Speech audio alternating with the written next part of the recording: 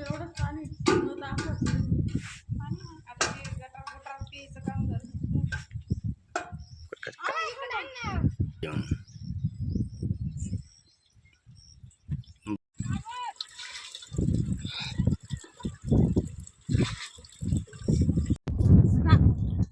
सांगाल तुमच्याकडे आज पाण्याची टंचाई? पाण्याची टंचाई आहे, पाण्याची भरपूर टंचाई आहे. आम्हाला पाण्याची खूप हाल आहे. आम्हाला पाण्यासाठी इकडे तिकडे हंडे गुंडे घेऊन पळत फिरावं लागत. पाणी वाता वाता एखादी महिला जर पडली तिचा हातपाय सुद्धा मोडून जातो.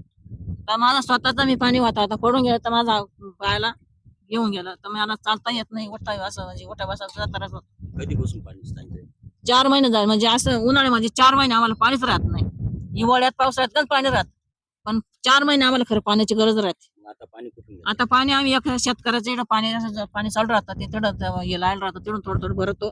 आम्हाला अख्खा दिवसभर उन्हात तानाचं इकडं बसावं लागत. शासनाचं पाणी आम्हाला येतच नाही. शासनाचं पाणी म्हणजे आम्हाला सांगितलं तर आम्ही आता गरम शॉकला पण आम्ही सांगितलं शासनाचं आम्हाला पाणी टँकर चालू करा. गरम शॉक म्हणतो आज येईल, उद्या येईल, 4 दिवसावर येईल. आता काल पण गरम शॉकला आम्ही थांबवलं, तो म्हणे 4 दिवसानं पाणी येईल. अजूनही पाणी आलं नाही आम्हाला टँकरचं. आले आम्हाला पाणी लवकरात लवकर दिले पाहिजे शासनाने, आणि खूप लांब पाणी घ्यायला जावं लागतं आम्हाला. आता पाणी कुठून भरतं?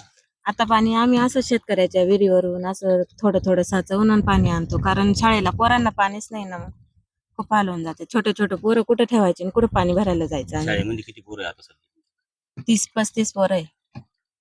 इथले शासन ग्रामपंचायत पाण्याचं काहीच करत नाही? काहीच नाही, आम्हाला इकून तिकूनच पाणी आणावं लागतं. कोणी साहेब लोक आले का तेव्हा मग टँकर देतात, ते वापरायचं पाणी भरून घ्यायचं, पण प्यायचं कुठून आणणार आहे आपण एवढं लांब.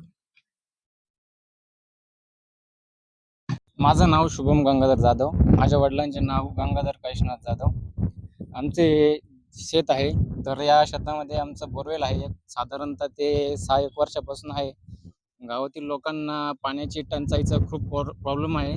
त्यामुळे आता आमचे जे शेतामध्ये बोर असल्यामुळे सध्या त्यांना लांब लांबून यावं लागतं. तर सरकारला माझी एवढीच विनंती आहे की त्यांनी इंद्राईवाडी या गावावर ते लवकर टँकर चालू करावे. लोकांचे वावरात